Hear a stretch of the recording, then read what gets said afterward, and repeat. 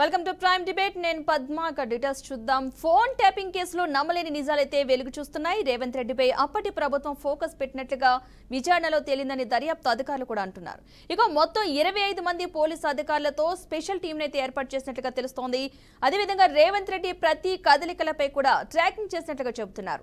2018, 2023 ఎన్నికల సమయంలో రేవంత్ రెడ్డిపై మరింత నిఘా పెట్టినట్టుగా అయితే గుర్తించారు. దీని వెనుక అప్పటి ప్రభుత్వం పెద్దలు ఉన్నారనే వాదనలు కూడా రోజు రోజుకి బలపడుతున్నాయి. ఇక ఇప్పటికే ఇదే కేసులో పలువురు ఉన్నతాధికారులు కూడా అరెస్ట్ అయ్యారు. ప్రజెంట్ విచారణ కూడా కొనసాగుతోంది. ఇంకా అదే విధంగా ఈ రేవంత్ రెడ్డి భవిష్యత్తులో కూడా ప్రమాదమని అప్పటి ప్రభుత్వం ముందుగానే గుర్తించిందా? అందులో భాగంగానే ఫోన్ ట్యాపింగ్ చర్యలకు పాల్పడ్డారా? రేవంత్ రెడ్డితో పాటు ఆ బాధితులు ఇంకెందరు ఉన్నారు అనే చర్చ అయితే మొత్తంగా కొనసాగుతుంది. ఈ ఫోన్ ట్యాపింగ్ వ్యవహారం అయితే రోజు రోజుకు కూడా టెన్షన్ నెలకొంటుంది. చాలా మంది ఉన్నతాధికారులు ఈ కేసుకు సంబంధించి పోలీసు ఉన్నతాధికారులు అరెస్ట్ అవడం కూడా జరిగింది. దీనికి సంబంధించి అటు రాజకీయ నేతల ప్రమేయం ఉందన్నట్లుగా కూడా అధికారులు అయితే తేటతెల్లం చేస్తున్నారు. మరి కొన్ని రోజుల్లో ఆ రాజకీయ నేతలు ఎవరున్నారు, ఈ ఫోన్ ట్యాపింగ్ కేసుకు సంబంధించి ఈ ఫోన్ ట్యాపింగ్ కేసు వెనుక ఉన్న రాజకీయవేత్తలు ఎవరు అనే దానిపై కూడా అధికారులు అయితే ఆరా తీస్తున్న భయం అయితే తెలుస్తుంది. ఇప్పటివరకు కూడా రేవంత్ రెడ్డిపై అప్పటి ప్రభుత్వం ఫోకస్ పెట్టినట్లుగా అయితే విచారణలో తేలిందంటూ కూడా అధికారులు అయితే అంటున్నారు. మొత్తం 25 మంది పోలీసు అధికారులతో స్పెషల్ టీంను కూడా ఏర్పాటు చేసినట్లుగా కూడా తెలిసినట్టుగా చెప్తున్నారు. అదేవిధంగా రేవంత్ రెడ్డి ప్రతి కదలికలపై కూడా ట్రాకింగ్ చేసినట్లుగా అయితే చెప్తున్నారు. ఇక ఇదే అంశానికి సంబంధించి మాట్లాడడానికి మనతో పాటు లైవ్ లో సిద్ధంగా ఉన్నారు అటు కాంగ్రెస్ నేత దిలీప్ కుమార్ గారు, అదేవిధంగా బీఆర్ఎస్ నేత బాలరాజు, రాజకీయ విశ్లేషకులైనటువంటి కోటేశ్వర గారు. నమస్తే అండి అందరికీ. ఓకే, దిలీప్ కుమార్ గారు మీరు చెప్పండి, ఈ ఫోన్ ట్యాపింగ్ కేసుకి సంబంధించి అప్పటి ప్రభుత్వం అయితే రేవంత్ రెడ్డికి కదలికలపై ఆల్రెడీ వాళ్ళు నిఘా పెట్టారు. 25 మంది బృందం కలిసిన ఒక బృందం అయితే నిఘా పెట్టి ఎప్పటికప్పుడు కదలికలను అయితే తెలుసుకున్నది అని చెప్పేసి తేలడం కూడా జరిగింది. దీనికి సంబంధించి మీరేం మాట్లాడతారు? అంతకుముందు ప్రభుత్వం ఏ కారణం చేతనో అపోజిషన్ పార్టీల మీద, అదేవిధంగా తన సొంత పార్టీ మీద కూడా ఈ టెలిఫోన్ ట్యాపింగ్ చేసినట్టుగా అనిపిస్తా ఉంది. ఎందుకంటే అధికారులు చెప్పినట్టు విషయాలను బట్టి ఈవెన్ వాళ్ళ ఓన్ పార్టీ వాళ్ళ ఫర్ ఎగ్జాంపుల్ హరీష్ రావు అలాంటి మీద రేవంత్ రెడ్డి అంటే ఆయన ఆ రోజుల్లో అగ్రెసివ్ గా ఉన్నాడు. చుట్టూ చూస్తే ఎవరు ఈ రోజు వాళ్ళకు ప్రతిబంధకంగా లేదా అపోజిషన్ లో స్ట్రాంగ్ గా ఉన్న లీడర్ అంటే రేవంత్ రెడ్డి ఉండే. సహజంగా రేవంత్ రెడ్డి గారు ఉన్నారు కాబట్టి బహుశా ఆయన ప్రతి కదలికలు కూడా ప్రత్యేకమైన టీంని పెట్టి వాళ్ళు అబ్జర్వేషన్ ఫోన్ ట్యాపింగ్ చేసి ఉంటారనేది మనకు అనుమానం కలుగుతుంది. బట్ అపార్ట్ ఫ్రమ్ దట్ వేలాది ఫోన్లు చేస్తారని వాళ్ళే చెప్పారు కదా.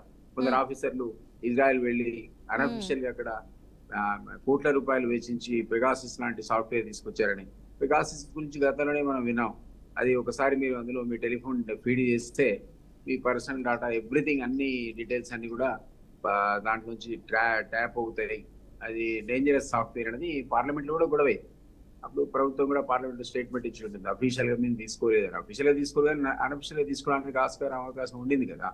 అదే కాబట్టి ఇక్కడ కూడా ఆ సాఫ్ట్వేర్ వాడినట్టుగా మనందరం అనుకోవాలి. ఎందుకంటే ఇన్వెస్టిగేషన్ నడుస్తుంది కాబట్టి పూర్తి వివరాలు మనకు తెలియదు. నినాక మొన్న కొత్తగూడ శ్రీనివాస్ రెడ్డి గారు, ఇందులో ఉన్నటువంటి రాజకీయ ప్రముఖుల పేర్లు కూడా అతి త్వరలో వెల్లడిస్తామన్నాడు. అంటే ఉన్నట్టే, లేరని కాదు. సో వాళ్ళు ఎవరు చెప్తారు. ఇంకోటి, ఈ రోజు కాంగ్రెస్ ప్రభుత్వం అధికారంలో ఉంది కాబట్టి సహజంగా కూడా ఎవరెవరి అపోజిషన్ మీద వాళ్ళు ట్యాపింగ్ అస్త్రాన్ని ప్రయోగించారో ఖచ్చితంగా ఆ వివరాలు కూడా బహిర్గతం అవుతాయి. అదే వాళ్ళే కనుక అధికారులు ఉంటే అసలు ఈ విషయం బయటకు కూడా వచ్చేది కాదు. సో కాంగ్రెస్ అధికారంలో వచ్చింది కాబట్టి సహజంగా ఈ మొత్తం స్కామ్ అనేది బయటపడింది. ఇది ఒక పెద్ద స్కామ్, ఇది మామూలు విషయం కాదు. ఎందుకంటే అసలు ఒక్క సింగిల్ ఫోన్ మీరు ట్యాప్ చేయాలంటే కూడా ఇక్కడ హోమ్ సెక్రటరీ పర్మిషన్ ఉండాలి.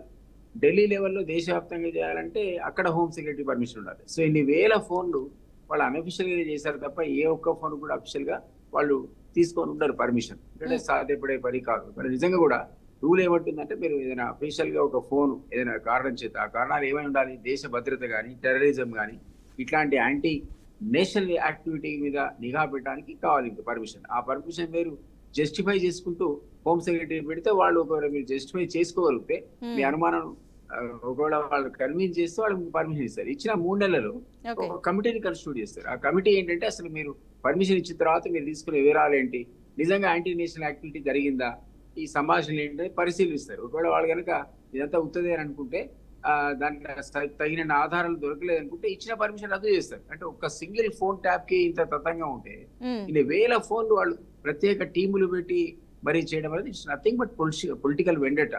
ఆ పొలిటికల్ ప్రయోజనాల కోసం వాళ్ళు ఉన్న పవర్ ని కాపాడుకోవడం కోసం చేశారని అర్థమైంది. ఇంకొక యాంగిల్ అందులో మనకి ఎక్స్పోజ్ అయిన యాంగిల్ ఏంటంటే వీళ్ళు వాళ్ళ వాహనాల్లోనే డబ్బులు చాలా మంది అధికార అభ్యర్థులకు తరలించారని, ప్రతిపక్షాలకు సంబంధించిన డబ్బులు వాళ్ళు ఈ ఫోన్ ట్యాపింగ్ ద్వారా వివరాలు సేకరించి సీజ్ చేశారని మనకు చాలా స్పష్టంగా వాళ్ళ స్టేట్మెంట్ ద్వారా ఏదైతే లీక్లు వస్తున్నాయో పేపర్లు దాని ద్వారా అర్థమైంది. అంటే దాని అర్థం ఏంటి? గెలిచిన వాడు గెలిచినట్టు కాదు, ఓడినవాడు ఓడినట్టు కాదు.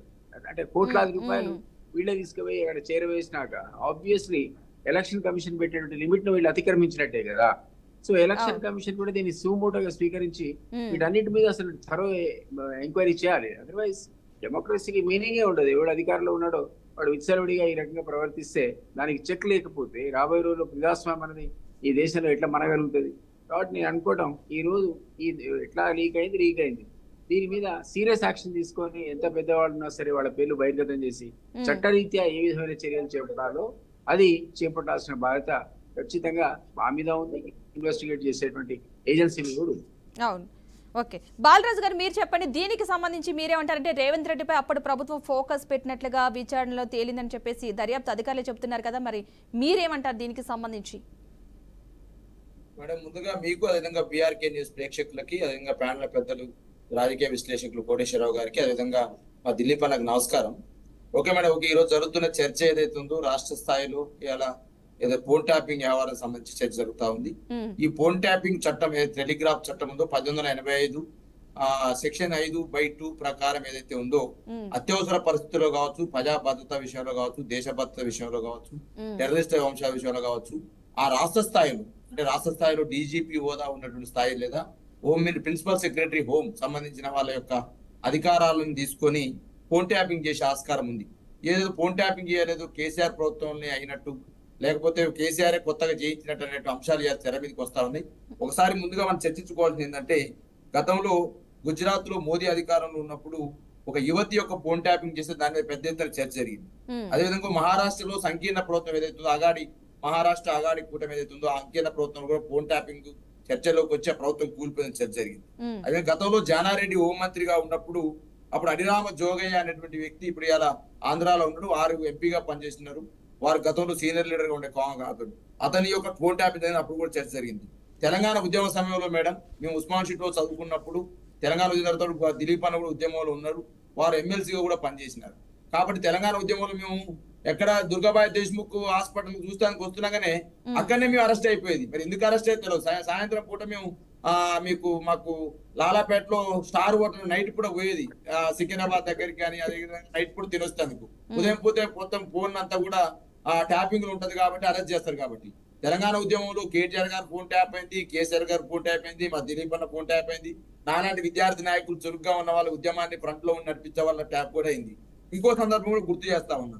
అదే క్రమంలో గతంలో యూపీఏ గవర్నమెంట్ ఉన్నప్పుడు ప్రధాని మన్మోహన్ సింగ్ కూడా ఫోన్ ట్యాపింగ్ జరిగినట్టు ఒప్పుకున్న వాస్తవాలు కూడా ఇలా యూట్యూబ్లలో కోకొల్లలుగా ఉన్నవి.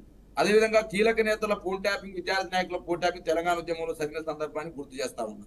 ఈ రోజు ఏదైతే జరుగుతున్నటువంటి ఫోన్ ట్యాపింగ్ వ్యవహారం ఏదైతే ఉందో ఇది ఆ రాష్ట్ర స్థాయి పోలీస్ ఆధీనంలో ఉంటది. ఆ పోలీస్ అధినాయకుడు ప్రిన్సిపల్ సెక్రటరీ హోమ్ కావచ్చు, లేకపోతే డీజీ స్థాయిలో ఉన్నటువంటి వ్యక్తి పర్మిషన్ తీసుకొని ఆ ప్రభుత్వం ఎందుకు చేసింది ఏంది అని వివరాలన్నీ కూడా బయటికి రాకుండా ఇలా పేపర్లో లీకులు, సోషల్ మీడియాలో కథనాలు బట్టి ఏదో కేసీఆర్ ఏదో చేసిండు, సొంత టీం ఏర్పాటు చేసుకుంటూ అనే సందర్భంలో ప్రభాకర్ రావు గారు ఇలా అమెరికాలో ఉన్నారు. వారు క్యాన్సర్ రోగ చికిత్స కోసం పోతే వారు కూడా చెప్పినారు, అధికారులతో మాట్లాడాయా అధికారులము మనం ప్రభుత్వం ఏదైతే ఉందో ఆ ప్రభుత్వం ఉన్నప్పుడున్న పరిస్థితుల ఆధారంగా ఆ ట్యాపింగ్ అనేది జరుగుతుంది, ఎవరిని మనం చేయాలనేది ఉంటది. కానీ ఏదో రేవంత్ రెడ్డి మీద జరుగుతున్న దుష్ప్రచారం కావచ్చు, ఏదో ప్రభుత్వం ఏదో సొంతంగా ఏదో సైన్యాన్ని ఏర్పాటు చేసుకుని చేస్తున్న దుష్ప్రచారం కావచ్చు, ఇదంతా కూడా ఇన్వెస్టిగేషన్ ఏజెన్సీస్ పెట్టి ప్రభుత్వం వాళ్ళ ఆధీనంలో ఉంది, అధికారులు కాంగ్రెస్ పార్టీ ఆధీనంలో ఉన్నారు.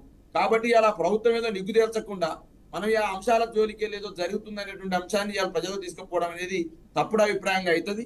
గతంలో అనేక సందర్భాలు ఇవాళ మీ దృష్టికి తీసుకొచ్చిన 1985లో కూడా 95లో చంద్రబాబు నాయుడు గవర్నమెంట్ ఏదైతే ఎన్టీఆర్ గవర్నమెంట్ పడిపోయినప్పుడు కూడా ఫోన్ ట్యాపింగ్ తెర మీదకి వచ్చింది. అప్పుడు ఏది ఎన్టీఆర్ గారిని దించి చంద్రబాబు నాయుడు సీఎం అయినాడు 1995లో 96లో. అప్పుడు కూడా ఈ చర్చకు వచ్చింది ఫోన్ ట్యాపింగ్ చర్చ. కొత్త అంశం అనేది కాదు. గతంలో హోమ్ మినిస్టర్ గా పనిచేసిన దేవేందర్ గౌడ్ ఎవరు మన అప్పుడు వరారరావు గారు ఉండి అయ్యా ఫోన్ ట్యాపింగ్ చేస్తున్నాడు, హోమ్ మినిస్టర్ ఉండవు, మా మొత్తం ఈ ప్రజా సంఘాల నాయకులు మొత్తం కూడా కాల్చి చంపుతా ఉన్నారు అన్నప్పుడు అయ్యా నాకు ఆ ఫోన్ ట్యాపింగ్ తో సంబంధం లేదని చెప్పేసి హోమ్ మినిస్టర్ చెప్పిన సందర్భాన్ని కూడా మీకు గుర్తు కోడ్ చేస్తా ఉంది. కాబట్టి ఈ రోజు జరిగినటువంటి వ్యవహారం ఏదైతే ఉందో, ఎలక్షన్ సమయంలో రోజు ఒకటి కాంగ్రెస్ పార్టీ ఒక లీక్ ఇస్తూ, సోషల్ మీడియాలో ఒక షాక్ ఇస్తూ, పేపర్ ఎడ్డింగ్ల కోసం, పేపర్లో అయితే మీడియాలో కథనాల కోసం ఇవాళ రోజొక లీక్. ఓ రోజు మేడిగడ్డ చెడిపోయింది అంటారు, చెడిపోయిన గతంలో ప్రాజెక్టులు సంబంధించి కావచ్చు, బ్యారేజ్లకు సంబంధించి అయితే బాలరాజు గారు మీరు ఇప్పటి వరకు అంటున్నారు కదా, దానిలో లీక్ ఇస్తారు, దాన్ని ఏదో అవినీతి జరిగిందని మాట్లాడతారు, తర్వాత ధరణి మీద ఒక లీక్ ఇస్తారు, తర్వాత భూ కబ్జాల మీద ఒక లీక్ ఇస్తారు, ఫోన్ ట్యాపింగ్ మీద ఒక లీక్ ఇస్తారు. ఈ ఫోన్ ట్యాపింగ్ సంబంధించి బాలరాజు గారు ఒక్క నిమిషం, ఈ ఫోన్ ట్యాపింగ్ సంబంధించి మీరు ఇంతమంది హయాంలో ఈ ఫోన్ ట్యాపింగ్లు జరిగినాయి, సర్వసాధారణంగా అందరి ఫోన్లు కూడా ట్యాపింగ్ జరుగుతున్నాయి అంటున్నారు. అంటే దీన్ని మీరు అంగీకరిస్తున్నారు? అంటే రేవంత్ రెడ్డిపై అప్పటి ప్రభుత్వం ఫోకస్ పెట్టింది అన్న వర్డ్ ఇప్పుడు బయటకు వచ్చింది కాబట్టి దాన్ని మీరు అంగీకరిస్తున్నట్లా? అసలు పద్మ గారు, రేవంత్ రెడ్డి గారు ఒక్కరే ఉండరండి. దూదిమెట్ల బాలరాజు యాదవ్ ఆ రోజు తెలంగాణ ఉద్యమంలో ఒక పిహెచ్డి స్కాలర్ గా తెలంగాణ విద్యార్థి ఉద్యమాన్ని నడిపిస్తున్నప్పుడు ఉస్మాన్ షీట్ లో నాలాంటి అనేక మంది విద్యార్థి నాయకుల యొక్క ఫోన్ ట్యాపింగ్ జరిగినవి. ఈ ఉస్మాన్ యూనివర్సిటీలో మార్చి 10వ తారీఖు 2010వ సంవత్సరం మాకు ఆ రోజు పెద్ద ఎత్తున యూనివర్సిటీలో దాడులు, యూనివర్సిటీ పోలీస్ యంత్రాంగం కొడితే మేము చూద్దామని దుర్గాబాయి దేశ్ముఖ్ హాస్పిటల్కి వచ్చినాం 2010లో. వస్తే వెంటనే పోలీసులు అరెస్ట్ చేసినారు. ఎట్లా తెలుస్తుంది వాడికి వచ్చినట్టు? కాబట్టి ఖచ్చితంగా ఒక ఉద్యమం జరిగేటప్పుడు, లేకపోతే ఒక ప్రభుత్వం నడుస్తున్నప్పుడు అవసరాలను బట్టి ఆ ప్రభుత్వ ప్రిన్సిపల్ సెక్రటరీ యొక్క పరిధిలో హోంశాఖ పరిధిలోనే ఇటువంటి జరుగుతాయి తప్ప ప్రత్యేకంగా కేసీఆర్ ఏదో చేసిండు, కేసీఆర్ గారి సృష్టించిన అనేటువంటి అపవాదం జరుగుతా ఉందో అది అబద్ధంగా నేను భావిస్తా ఉన్నా. బీఆర్కే న్యూస్ ద్వారా చెప్తా ఉన్నా మేడం. ఓకే కోటేశ్వర గారు మీరు చెప్పండి, ఇప్పుడు జరుగుతున్న ఈ ఫోన్ ట్యాపింగ్ సంబంధించి అప్పట్లో ప్రభుత్వం అయితే ఫోకస్ పెట్టిందంటే, ప్రజెంట్ ఇప్పుడు సీఎం గా ఉన్న అప్పట్లో రేవంత్ రెడ్డిపై అయితే బాగా ఫోకస్ పెట్టిందని కూడా విచారణలో తేలిందని దర్యాప్తు అధికారులు కూడా చెప్తున్నారు కదా. అసలు ఏం జరుగుతుంది, అసలు దీన్ని బట్టి మీరేం చెప్తారు? అసలు ఏ పార్టీ అధికారంలో ఉంటే ఆ ప్రభుత్వ యంత్రాంగాన్ని ఉపయోగించుకొని ప్రత్యర్థి పార్టీలు, ముఖ్యంగా తమకు రాజకీయ సవాలు విసిరేటువంటి పార్టీల నాయకులు ఫోన్లు ట్యాప్ చేయడం, సమాచారాన్ని తెలుసుకోవడం, దానికి అనుగుణంగా వాళ్ళ బలహీనతల్ని ఉపయోగించుకోవడానికి లేదా బలాన్ని దెబ్బతీయడానికి ఫోన్ ట్యాపింగ్ అనేటువంటిది మన బాలరాజు గారు చెప్పినట్లు ప్రతి ప్రభుత్వ హయాంలో జరుగుతున్నటువంటి ఒక వాస్తవం. అందువల్ల బాలరాజు గారే చెప్పినట్టుగా మా హయాంలో కూడా జరిగిందనే ఒక మాట అంటే దానికేమీ ఆయనకేమి పోయేది ఏం లేదు. ఎందుకంటే ఎవరి హయాంలో జరిగినా గానీ అధికారుల పేరు మీద జరుగుతుంది తప్ప ఏ ఒక్క రాజకీయ నాయకుడు అఫీషియల్ గా ఇదిగో నేను ఫోన్ ట్యాపింగ్ ఫలానా ప్రతిపక్ష నాయకుడి మీద ఫోన్ ట్యాపింగ్ నేను ఆదేశించాను అని చెప్పేసి గతంలో ముఖ్యమంత్రులుగా పనిచేసిన వాళ్ళు గాని లేదా హోంమంత్రులుగా పనిచేసినటువంటి వాళ్ళు గాని ఎక్కడ రాతపూర్వకంగా రికార్డుల్లో దొరికినటువంటి ఉదంతం లేదు. అంతా మౌఖిక ఆదేశాలతోటి చేస్తారు. కొంతమంది అధికారులు వాళ్ళు వీర భక్తులై ఉండొచ్చు, లేకపోతే ప్రమోషన్లు గాని లేదా ఇతర ప్రలోభాలు గాని ఏదైనా కావచ్చు, ఏ కారణంతో అయినా కానివ్వండి, వాళ్ళ మాటలు విని అవసరమైనటువంటి సమాచారాన్ని సేకరించడం అనేది అది బహిరంగ రహస్యం. ఇప్పుడు టిఆర్ఎస్ విషయానికి వస్తే ఒక 5-6 సంవత్సరాల క్రితం ఒక దశలో హరీష్ రావు గారిని పక్కన పెట్టేశారు అనేటువంటిది ఆ రోజు జరిగినటువంటి చర్చ.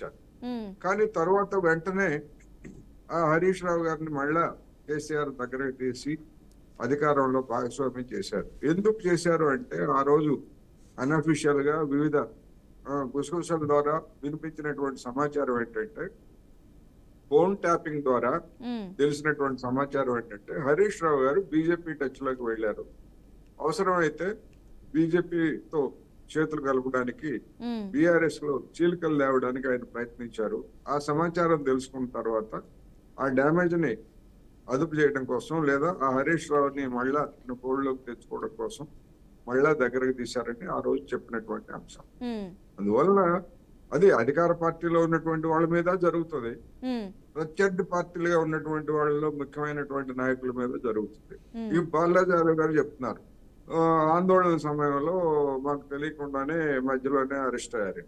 అటువంటి అవును. అరెస్టుల సందర్భంగా పోలీసులు చేసేది ఏంటంటే ఆ ఉద్యమ నాయకుల్లోనే కొంతమంది ఏజెంట్లని వాళ్ళు ప్లాంట్ చేస్తారు. వాళ్ళు కూడా ఉద్యమ నాయకులుగానో లేదా ఆందోళనకారులుగానో ఉంటారు. అట్ ది సేమ్ టైము ఎక్కడ ఏం జరుగుతా ఉంది, ఏ విధమైనటువంటి పరిణామాలు జరగబోతున్నాయి అనేటువంటిది పోలీసులకి వాళ్ళు చేరవేస్తుంటారు. దానికి ఫోన్ ట్యాపింగ్ కూడా అక్కర్లా, ఫోన్ ట్యాపింగ్ కూడా చేస్తారు. కానీ ఆందోళన సందర్భంగా పోలీసు ఏజెంట్లే విద్యార్థుల రూపంలో కావచ్చు, ఉద్యోగుల రూపంలో కావచ్చు, కార్మికుల రూపంలో కావచ్చు, వాళ్ళే స్లీపర్ సెల్స్ లా అంటారు వాటిని, వాళ్ళు సమాచారం అందిస్తారు. వెంటనే ఎవరెవరు ఎక్కడ ఉన్నారో కూడా వాళ్ళు తెలిసిపోతుంది. ఇవన్నీ ట్యాపింగ్ లేకపోతే ఏజెంట్లకు పెట్టుకోవడం అనేటువంటిది అధికారం యంత్రాంగానికి, రాజకీయ పార్టీలకి అది రోజువారీ జరుగుతున్నటువంటి వ్యవహారం. కాకపోతే ఇప్పుడు ఏంటంటే ఈ విషయాలన్నీ ఇప్పుడు మరింతగా వెలుగులోకి రావడానికి పెద్ద ఎత్తున జరగటం ఒక కారణం. రెండవది ఎన్నికలు, లోక్సభ ఎన్నికలు జరుగుతున్నటువంటి తరుణం కనుక ఎన్నికల్లో లబ్ధి పొందేందుకు సహజంగానే మీడియాకి అవసరమైనటువంటి సమాచారాన్ని ఇవ్వడం అనేటువంటిది జరుగుతుంది. మీడియా కూడా దాన్ని సంచలనాత్మకంగా ప్రకటిస్తుంది. ఎందుకంటే గతంలో మీడియా అంటే కేసీఆర్ లేదా బీఆర్ఎస్ పార్టీ వాళ్ళు కొంతమంది మీద కక్ష కట్టి లెక్క చేయనితనం ఇటువంటివన్నీ కూడా అనేకమైనటువంటి వివాదాలు గతంలో ఉన్నాయి. అందుకని అలాంటి మీడియా ఇప్పుడంతా కూడా సహజంగానే ఫోకస్ చేస్తుంది. అందువలన స్వయంకృత అపరాధం అనేటువంటిది బీఆర్ఎస్ వాళ్ళు దాన్ని గుణపాఠంగా తీసుకుంటే దాని నుంచి ఎట్లా బయటపడాలి అనేటువంటి ఇక్కడే ఒక అంశాన్ని చెప్పి నేను ముగిస్తాను. ఇక్కడ 2 రకాల పరిణామాలు జరిగే అవకాశం ఉంది. అఫీషియల్ గా ఎక్కడ రాతపూర్వకంగా రికార్డుల్లో ఫైల్స్ మీద ప్రజాప్రతినిధుల సంతకాలు దొరక్కపోతే కుట్ర కోణంలో, ఎందుకంటే పోలీసు అధికారులు ఇచ్చినటువంటి స్టేట్మెంట్స్ ఆధారంగా కుట్ర కోణంలో ఫలానా ముఖ్యమంత్రి లేదా ఫలానా మంత్రి, ఫలానా ఎమ్మెల్యే, ఫలానా వీళ్ళు మౌఖిక ఆదేశాల మేరకు మేము చేశాము అనే స్టేట్మెంట్లు కనుక అప్రూవర్లుగా మారేట్లయితే దానికి సంబంధించినటువంటి కేసులు నమోదు చేస్తారు. దాని మీద విచారణ జరుగుతుంది. చివరికి అది ఏమవుతాయి ఏమిటి అని చెప్పాల్సి వస్తే వాటికి తగినటువంటి ఆధారాలను సమర్పించడంలో పోలీసు యంత్రాంగం సక్సెస్ అయితే శిక్షలు పడతాయి. లేకపోయేట్లయితే ఆ కేసులు ప్రచారానికే పరిమితమై చివరికి నిర్దోషులుగా రాజకీయ పార్టీల ప్రతినిధులు బయటకు వస్తారు. అధికారులుగా ఉన్నటువంటి వాళ్ళు మాత్రం ఉద్యోగాలు కోల్పోవటం లేకపోతే జైలు శిక్షలు పడటం ఇలాంటివి జరిగే అవకాశాలు ఉన్నాయనేది నా అభిప్రాయం. ఓకే బాలరాజ్ గారు, మీరు చెప్పండి. రేవంత్ రెడ్డి వల్ల ప్రమాదం అని అప్పట్లోనే ఫోకస్ పెట్టారు. రేవంత్ రెడ్డి ఫోన్ ట్యాపింగ్ సంబంధించి అప్పట్లో ఫోకస్ చేశారని అనే వార్త అయితే బాగా చక్కర్లు కొడుతుంది. రేవంత్ రెడ్డితో ప్రమాదం అని అప్పుడే గుర్తించారు అన్నట్లుగా అయితే జరుగుతుంది. మీరేమంటారు మరి దానికి సంబంధించి? ముందుగా పద్మ గారు, రేవంత్ రెడ్డి గారు ప్రతిపక్ష నాయకుడు, ఇంకో నాయకుడు అనేది ఒక స్పెసిఫిక్ గా ఉండదంటున్న. ప్రభుత్వం ఏదైనా ట్యాప్ చేసేటప్పుడు, ప్రభుత్వం ఏదైనా సమాచారం పొందాలనుకున్నప్పుడు స్పెసిఫిక్ గా ఉండదంటున్నా. ఒక రేవంత్ రెడ్డి, దూదిమెట్ట బాలేదో, కోటేశ్వరరావు ఉండదు. ఆ ప్రభుత్వం అప్పుడున్న పరిస్థితులు దాని ఆధారంగా ఉంటాయి. మేడం 2 రకాలుగా ఇప్పుడు పోనీ టెలిగ్రాఫ్ చట్టం 2007 రూల్ 419A ద్వారా ఫోన్ ట్యాపింగ్ అనుమతినిచ్చే అధికారిక హోదాల గురించి స్పష్టంగా పేర్కొంది.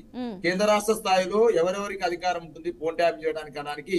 రాష్ట్ర స్థాయిలోనేమో రాష్ట్ర ప్రభుత్వ పోలీసు అధికారులు, రాష్ట్ర ప్రభుత్వ ప్రధాన కార్యదర్శి అంటే ఇన్ఛార్జ్ ఆఫ్ హోమ్ డిపార్ట్మెంట్ నుంచి ఉత్తర్వులు తీసుకోవాలి. కేంద్ర ప్రభుత్వ స్థాయిలోనైతే 10 సంవత్సరాలకు ఫోన్ ట్యాపింగ్ చేసే అధికారం ఉంది. ఒకటి intelligence bureau, central bureau of investigation, enforcement directorate, narcotic control bureau, central bureau of direct taxes, director of revenue intelligence, national investigation agency, research and analysis wing, director of signal, Delhi police commissioner. ఈ 10 సంవత్సరాలకు కేంద్ర స్థాయిలో వాళ్ళకు అధికారం ఉంటది. రాష్ట్ర స్థాయిలోనైతే రాష్ట్ర పోలీసులు సందర్భం వచ్చినప్పుడు, సమయం వచ్చినప్పుడు, ఆ ప్రభుత్వానికి అవసరం ఉన్నప్పుడు ప్రభుత్వ ఆదేశాలకు అనుగుణంగా ఫోన్ ట్యాప్ చేసే అవకాశం పోలీస్ శాఖకు ఉంటది. ఆ పోలీస్ శాఖలో డీజీపీ స్థాయిలోని వ్యక్తి, డిఐజీ స్థాయిలోని వ్యక్తి ఇచ్చినప్పుడు వాళ్ళ కింది స్థాయి అధికారులు పాటిస్తారు. అదే క్రమంలో ఇంకోటి కూడా ఉంది మేడం. ఈ మధ్య కాలంలో పెద్ద ఎత్తున ఆ సీడీలు తీసుకుపోయి దాంట్లో పడేసిరు అనేది ఒక లీక్ కూడా వచ్చింది. వాస్తవానికి టెలిఫోన్ ట్యాపింగ్ దుర్వినియోగం కాకుండా ఈ చట్టం కొన్ని పరిమితులు కూడా విధించిందండి. ఆ పరిమితులలో ఒకటి ఏముందంటే, ఫోన్ ట్యాపింగ్ రికార్డులు ఏదైనా సాక్ష్యాధారాలు అవసరమైతే తప్ప 6 నెలలు మించి నిల్వ చేయరు. ప్రతి 6 నెలలకు ఒకసారి ఇలాంటి రికార్డులను ధ్వంసం చేస్తారు అధికారులు అని స్పష్టంగా ఉంది.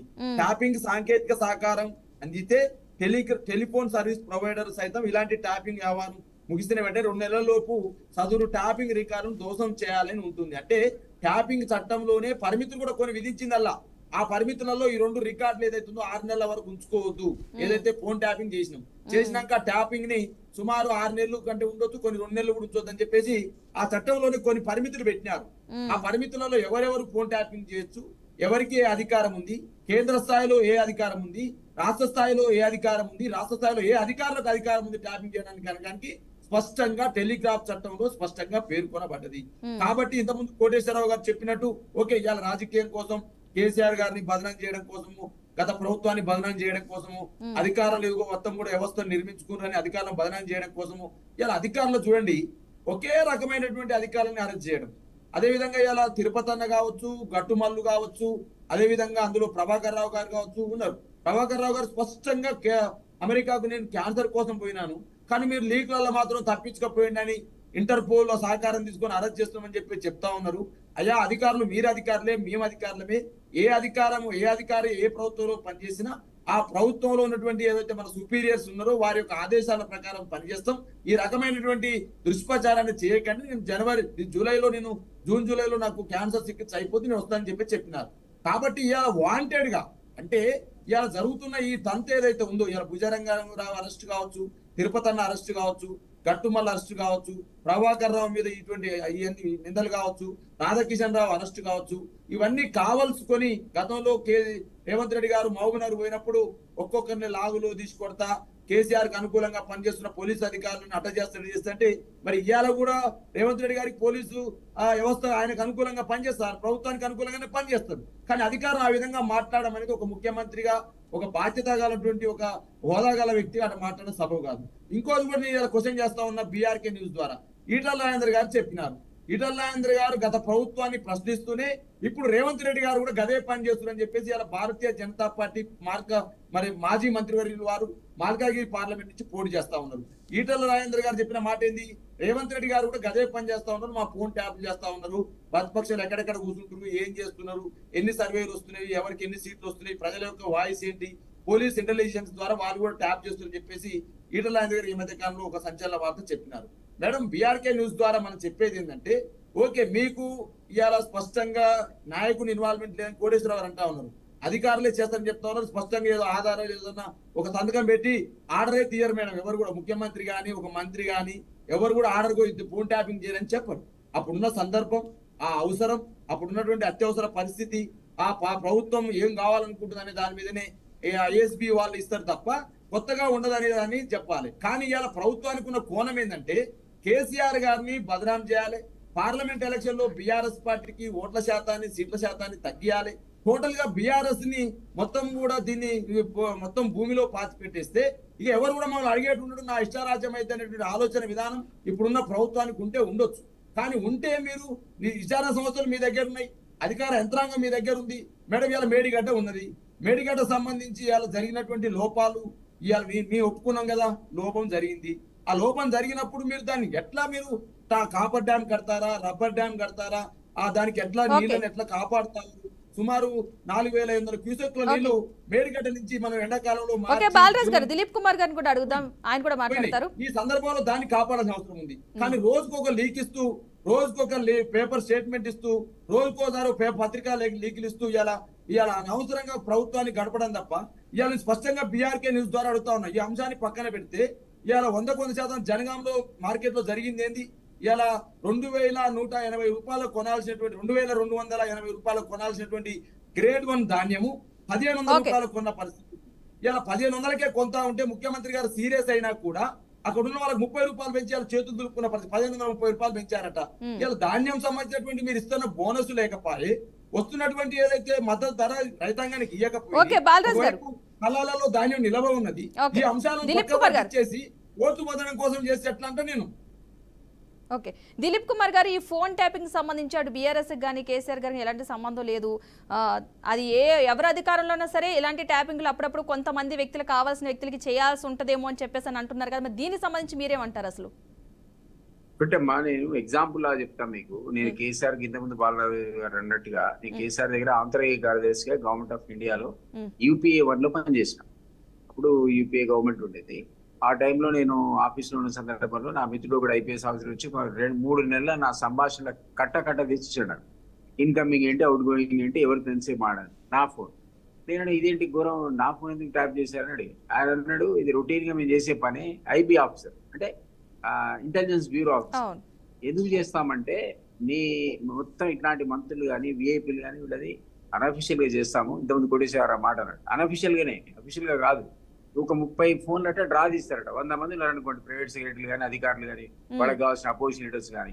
ఆ 100లో 30 తీసి ఈ 3 నెలలు వాచ్ చేస్తారు. ఈ 3 నెలలలో దేశ భద్రతకు సంబంధించి కానీ టెర్రరిస్ట్ కార్యకలాపాలకు సంబంధించి కానీ ఇట్లాంటి ఇన్ఫర్మేషన్ ఏమైనా ఎక్స్చేంజ్ అవుతుందా, వాళ్ళ కాలంలో ఉందా, మిగిలిన విషయం వాళ్ళకి అనవసరం. మీ పర్సనల్ కార్లు కానీ ఆస్తులు అమ్మడం కానీ కొనడం కానీ అవినీతి కానీ వాళ్ళకి సంబంధమే లేదు. వాళ్ళు చూసేది ఏంటంటే దీనివల్ల ఏమన్నా ఇక్కడ మన దేశ భద్రతకు సంబంధించిన వ్యవహారాలు ఉన్నాయా చూసి అందులో ఏమి లేకపోతే చింపి అవతల పారిస్తారు. అఫీషియల్ గా మీరు దిలీప్ కుమార్ టెలిఫోన్ మీరు ట్యాప్ చేశారని అడిగితే నో అంటారట. వాళ్ళు అసలు ఒప్పుకోరు, ఎందుకంటే రొటీన్ ప్రాసెస్ అని చెప్పిపోయినాక. సో ఇది సహజంగా ఎప్పుడు జరుగుతుంటది. ఈ నెల నీ పేరు వచ్చింది, అందుకని నీ పేరు కనపడితే నువ్వు నాకు మిత్రుడు కాబట్టి నీ ట్రాక్ అని తెచ్చా అని చెప్పాడు. అంటే మీరు అర్థం చేసుకోండి. ఎస్ ఆయన అన్నట్టు బాలరాజు గారు అన్నట్టు ప్రతి గవర్నమెంట్ లో ప్రతి నిఘా విభాగం చేసే పని ఇదే. కానీ అఫీషియల్ గా అడిగితే వాళ్ళకి అఫీషియల్ ఇన్స్ట్రక్షన్స్ ఉండవు. ఏ పాలిటీషియన్ ఒప్పుకోడు, ఏ మంత్రి ఒప్పుకోడు. నాకు తెలియదు కూడా తెలియదు అంటాడు. అధికారి అంటే నాకు తెలియదు అని, ఈ మంత్రి దాకిందుకు. సో ఎప్పుడు వాళ్ళు దీని మీద అఫీషియల్ పర్మిషన్ తీసుకుంటారంటే మీకు అందులో ఏదన్నా ఏ దేశానికో మీరు విషయాలు అందజేయడము, లేకపోతే టెర్రరిస్టులకు మీరు దోహదం చేసేటువంటి దేశ భద్రతకు సంబంధించిన అంశాలు ఉంటే అప్పుడు వాళ్ళు అఫీషియల్ గా ఈ ఫోన్ ట్యాప్ చేయడానికి మాకు పర్మిషన్ ఇవ్వండి అని అడిగితే అప్పుడు హోమ్ సెక్రటరీ పర్మిషన్ ఇస్తాడు. అది వేళ్ల మీద లెక్క పెట్టేటువంటివి ఉంటాయి. కానీ ఇక్కడ జరిగింది ఏంటంటే అట్లాంటి పద్ధతిలో తీసుకోవాల్సిన పర్మిషన్స్ ఉండగా ఇక్కడ ఏ దేశానికి భద్రతకు భంగం కలిగింది, ఏ టెర్రరిస్ట్ కార్యకలాపాల కోసం చేశారు, మీరు విచ్చలవిడిగా వేల కొద్ది టెలిఫోన్లు పైగా ఇప్పుడున్న సాఫ్ట్వేర్ ఇంకా అడ్వాన్స్. నేను చెప్పేది 20-25 ఏళ్ల కింద సంగతి చెప్తున్నా. ఇప్పుడు అడ్వాన్స్ టెక్నాలజీ, ఒక పెగాసిస్ సాఫ్ట్వేర్ తీసుకుంటే మొత్తం సాయంత్రం 1,00,000 ఫోన్ ట్యాప్ చేసుకోవచ్చు మీరు. అట్లాంటి వ్యవహారాలు మీరు కేవలం తమ అధికారం నిలుపుకోవడానికి తమ స్వపక్షంలో ఉన్నటువంటి ఎమ్మెల్యేల మంత్రుల మీద కూడా ప్రయోగించారని కదా ఇప్పుడు ఈ రోజు అధికారం చెప్పేది తెలుస్తుంది. అండ్ డబ్బులు ఏ విధంగా వాళ్ళు ట్రాన్స్పోర్ట్ చేశారు కూడా ఇందులో బయటకు వచ్చింది కదా. ఇది అన్ఎక్స్పెక్టెడ్. ఎస్ కోటేశ్వరరావు అన్నట్టు బాలరాజు గారు అన్నట్టు సహజంగా జరిగే వ్యవహారమే. దేనికోసం జరుగుతుంది? ఇట్లాంటి ఇన్ఫర్మేషన్ కోసం ఎప్పుడైనా 1-2 ఇంపార్టెంట్ విషయాలే తప్ప అపోజిషన్ లీడర్స్ మీద నిఘా పెట్టి అధికారంలో కొనసాగడానికి మీరు ఇట్లాంటి కార్యక్రమాలు చేపడితే అధికారాన్ని దుర్వినియోగం చేయడం అవుతుంది తప్ప మరొకటి కాదు. అధికారులు కోటేశ్వరరావు అన్నమాట. కొందరు అత్యుత్సాహం ఉన్న వాళ్ళు ఉంటారు, వీర విధేయులు ఉంటారు. వాళ్ళు చెప్తారు సార్ ఈ విధంగా ట్యాప్ చేయొచ్చు కావాలంటే చెప్పండి అని. అందుకని నియోజకవర్గంలో ఉన్నటువంటి అట్లాంటి అత్యుత్సాహం ఉన్న అధికారులంతా ఈరోజు జైల్లో ఉన్నారు. వీళ్ళే స్పెషల్ టీములు పెట్టి అది అపోజిషన్ వాళ్ళది, రేవంత్ రెడ్డి గారిది, ఇంకోటిది ట్యాప్ చేసినటువంటి పరిస్థితి మనం ఎక్కడ ఊహించాం కదా. గతంలో ఎప్పుడు ఇట్లా జరగాలి? ఇంత విచ్చలవిడిగా ఇన్ని వేల మంది ఫోన్స్ అనేది ట్యాప్ కావడం మనం చూడలేదు. మొత్తం టెలిగ్రాఫ్ యాక్ట్ లో ఎంటైర్ ఇండియా లోపల ఇంత పెద్ద ట్యాపింగ్ అనేది ఎన్నడూ జరగలే. ఎస్ అడపదడప జరిగిన మాట వాస్తవమే, జరుగుతుంది అనే మాట కూడా వాస్తవమే. కానీ ఇట్లా ఎప్పుడు కూడా ఇంత స్కేల్ లోపల జరగడం కానీ, ఇంత పెద్ద ఎత్తున అధికార దుర్వినియోగం కానీ ఇది అధికారులు ఉన్నటువంటి సీఎం లేదా అప్పుడున్న హోమ్ మినిస్టర్ ఎవరు కనుసన్నల్లో జరుగుతుంది తప్ప వాళ్ళ పర్మిషన్ లేకుండా జరిగేటువంటి ఆస్కారం కానీ అవకాశం కానీ లేవు. దాన్ని మనం అబ్జెక్ట్ చేయాల్సిన పరిస్థితి వస్తుంది డెమోక్రటిక్ ప్రజాస్వామ్యవాదులుగా. ఓకే బాలరాజు గారు, మీరు విన్నారు కదా దిలీప్ కుమార్ గారు ఒక మాట అన్నారు. అప్పట్లో ఉన్న సీఎం హోంమంత్రి కనుసన్నల్లోనే ఇది జరిగింది అంటే నార్మల్ గా ఏదన్నా ఇష్యూ జరిగితే దానికి సంబంధించి నిఘా పెట్టడం కామను. బట్ దీన్ని అలా కాకుండా ఈ ఫోన్ ట్యాపింగ్ వల్ల ఏంటంటే మనీ ట్రాన్స్ఫర్ అవడం ఇలాంటివి కూడా బయటకు వచ్చాయని చెప్పేసి అంటున్నారు కదా. దీనికి మీ సమాధానం ఏంటి అసలు? ఇప్పుడు మేడం ప్రభుత్వం నడిపేటప్పుడు దానికి ఉన్నటువంటి ఇంటెలిజెన్స్ అనేది ఖచ్చితంగా ప్రభుత్వం ఉపయోగించుకుంటది. 100% ఉపయోగిస్తుంది. దాంట్లో మనం ఏదో ఇవాళ ఏదో మాట్లాడుతున్నట్టుగా ఏదో మేము చేయలేము చేస్తలేము అనేది కాదు. ప్రభుత్వం నడుపుతున్నప్పుడు ఖచ్చితంగా ప్రభుత్వానికి సోర్స్ ఉంటుంది. రోజు రెగ్యులర్ గా ఇంటెలిజెన్స్ అనే వాళ్ళు ప్రభుత్వం ఏ కార్యక్రమాలు జరుగుతున్నాయి. ఇప్పుడు నేను ఉన్నాను అనుకోండి, ఒక విఐపీ ఉన్నాను, నాకు ఖచ్చితంగా ప్రోటోకాల్ ఇస్తారు. మా ప్రోటోకాల్ ప్రకారం మా గన్మెన్ వాళ్ళు అడుగుతారు ఖచ్చితంగా ఇంటెలిజెన్స్ వాళ్ళు, మీ విఐపీ ఎక్కడ తిరిగాడు, ఎక్కడ తిరుగుతా ఉన్నాడు.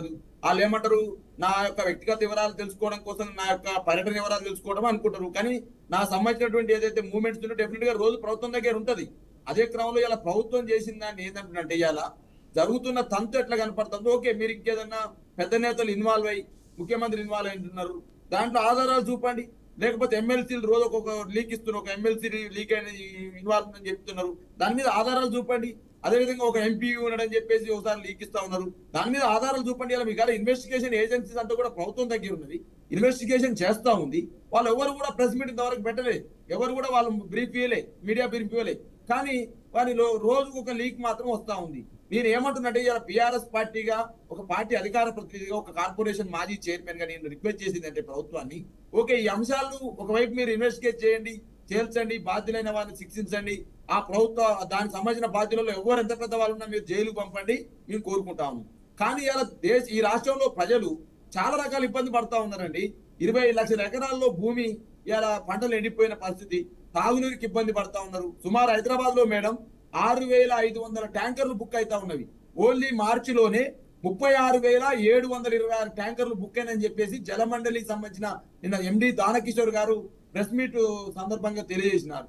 అంటే సుమారు 15,000-16,000 బోర్లు ఉంటే 7,000-8,000 బోర్లు మాత్రమే పోస్తున్న సందర్భాన్ని కనిపిస్తా ఉంది. కాబట్టి నీటి మీద సమీక్ష చేయండి, నీటి వనరుల మీద సమీక్ష చేయండి. హైదరాబాద్ ప్రజానికానికి ట్యాంకర్లు ఎట్లి వాళ్ళను ప్రజేయండి. ఈ ట్యాంకర్ల పేరుతోటి ఇలా అక్రమంగా సొమ్ము దోసుకుంటా ఉన్నారు. 500-600కు వచ్చే ట్యాంకర్ ని 1,000-2,000కి అమ్మడం, ఇంకో 2,000-3,000కి వచ్చే ట్యాంకర్ని 10,000కి అమ్మడం. ఇలా నీటి పేరుతోటి ఇలా పేద ప్రజలను దగా చేస్తూ, ఒకవైపు నీటి కొరతతోటి నగర ప్రజలందరూ కూడా అల్లకొల్లాలు ఆడుతా ఉంటే, ఇవాళ రోజుకొక లీక్ ఇస్తూ ఈ యంత్రాంగం ఏందనేది ప్రభుత్వం మీద మేము చేస్తున్న విమర్శ. మొదటి పాయింట్ రైతాంగం సంబంధించి అలా ఒకవైపు పంటలు ఎండిపోయినవి, రైతులు 209 మంది చనిపోయారు అని చెప్పేసి 125 రోజులలో మీరు రేవంత్ రెడ్డి గారు చెప్పినారు. మా ముఖ్యమంత్రి గారు మా మాజీ ముఖ్యమంత్రి గారు పొలంబాట కార్యక్రమంలో భాగంగా ధరావత్ తండా, జనగాంలో ధరావత్ తండా, సూర్యాపేటలో ఉన్నటువంటి అదేవిధంగా తుంగతుర్తి కాన్ఫరెన్స్ లో అర్రోపల్లి మండలంలో వెలుగుపల్లి విలేజ్, అదేవిధంగా సూర్యాపేటకు వెళ్లే సందర్భంలో అనేక మంది రైతులు వచ్చి అయ్యా పంటలు ఎండిపోతా ఉన్నవి, కనీసం ఒక తడి పండిస్తే బాగుండని చెప్పేసి రైతులు గోసపుచ్చుకుంటే, దాని మీద ఇలా రేవంత్ రెడ్డి సర్కారు సమీక్ష చేసిందండి. పార్లమెంట్ ఎలక్షన్ మీద సమీక్ష చేస్తుంది, సికింద్రాబాద్ పార్లమెంట్ మీద సమీక్ష, మల్కాజ్గిరి పార్లమెంట్ మీద సమీక్ష, భువనగిరి పార్లమెంట్ మీద సమీక్ష తప్ప రైతాంగానికి ఇవ్వాల్సినటువంటి ఏదైతే ధరల మీద బోనస్ మీద సమీక్ష లేదు, పంట కొనుగోలు మీద సమీక్ష లేదు, అదేవిధంగా పంటకు నీళ్ళు ఇచ్చే దాని మీద సమీక్ష లేదు, అదేవిధంగా నీళ్లను చెరువులను సమీక్ష లేదు, హైదరాబాద్ నీళ్ళు ఎట్టియాలనే దాని మీద సమీక్ష లేదు, గ్యారంటీలు అమలు అని చెప్పేసి మాట్లాడుతా ఉన్నారు. ఏం గ్యారంటీలు అమలు చేశారండి? 12,000 రూపాయల కౌలు రైతులు వచ్చిందా? 15,000 సంబంధించి 12,000 రూపాయల రైతు కూలీలకు వచ్చిందా? 15,000 కౌలు రైతులకు వచ్చిందా? 500 రూపాయల గ్యాస్ సిలిండర్ వచ్చిందా?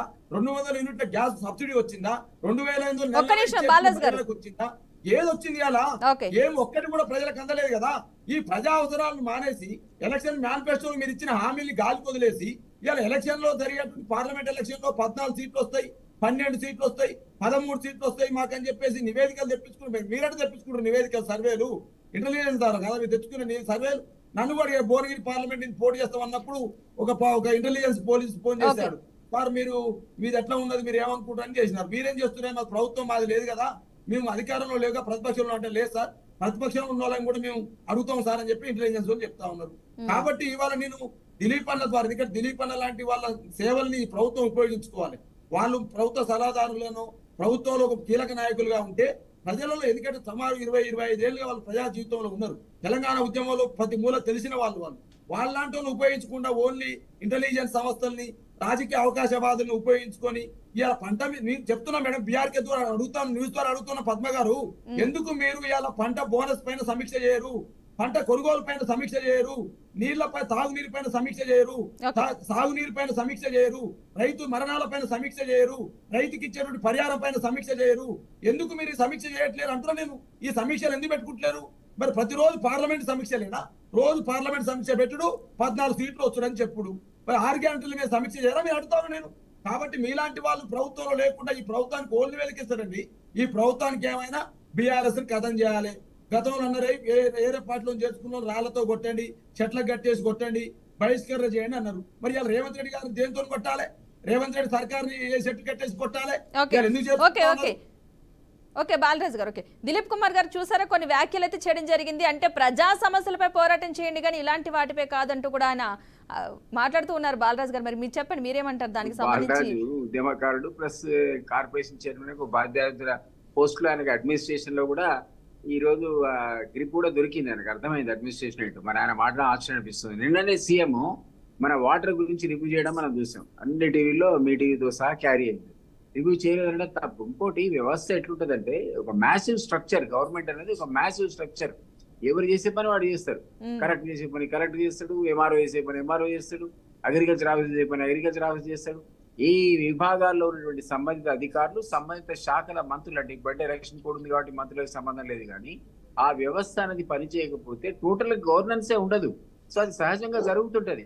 ఎందుకు నువ్వు ఈ రోజు ఎలక్షన్ లో ఉన్న వాడాడ పోయి పార్లమెంట్ మీటింగ్ పెట్టుకున్నాడు, మరి మీరే పెట్టాల్సిందే నేనే పెట్టాల్సిందే. ఎలక్షన్స్ వచ్చినాయి కదా, మరి ఎదురుగా 1 month తర్వాత ఎలక్షన్స్ చేయకుండా ఎట్లా చేస్తాం? సైమల్టేనియస్ గా వ్యవస్థ ఫెయిల్ అయింది అనడానికి ఫెయిల్ అయిందని మీరు అనలేరు. ఎందుకంటే ఆ మ్యాసివ్ స్ట్రక్చర్ లో మనం ఆడుకునే అంశాలు ఇంపార్టెంట్ ఉండొచ్చు, కానీ దానికి సంబంధించిన అధికారులు ఎప్పటికప్పుడు పర్యవేక్షణ చేస్తూనే ఉంటారు. ఈవెన్ జలమండలి బోర్డుకి సంబంధించినటువంటి ఎండి కూడా, వారి కోర్టు చేసిన ఎండి కూడా స్పెషల్ మీటింగ్ పెట్టి, రివ్యూ మీటింగ్ పెట్టి ప్రజలకు కూడా చెప్పాడు. హుసేన్ సాగర్ లో అదేవిధంగా అన్ని దాంట్లో జలాశయాల్లో ఉన్నటువంటి స్టోరేజ్ లెవెల్స్ ఏమున్నాయో చెప్పి, ఎక్కడో డ్రింకింగ్ వాటర్ ప్రాబ్లం కాకుండా చూస్తున్నాం, మేమే ట్యాంకులు ఏర్పాటు చేస్తున్నాం, మీరు ఒక ఫోన్ కాల్ చేస్తే ఇగో మీకు వాటర్ సప్లై కూడా వస్తుంది.